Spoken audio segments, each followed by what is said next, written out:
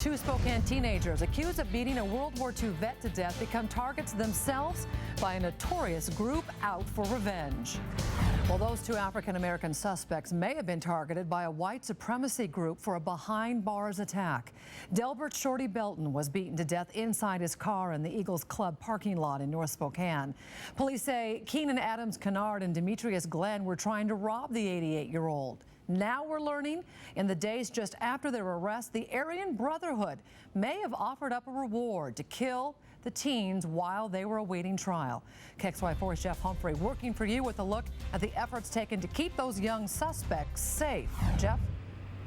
Nadine, those two young men are still being housed here in the Juvenile Detention Center, but right after their arrest, they were moved to the Spokane County Jail.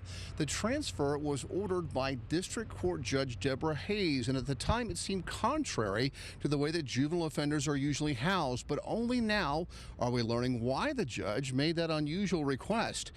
Hayes had heard from the jail staff that a white supremacy group called the Aryan Brotherhood had reportedly offered a bounty to anyone who could kill the defendants, who are obviously African American.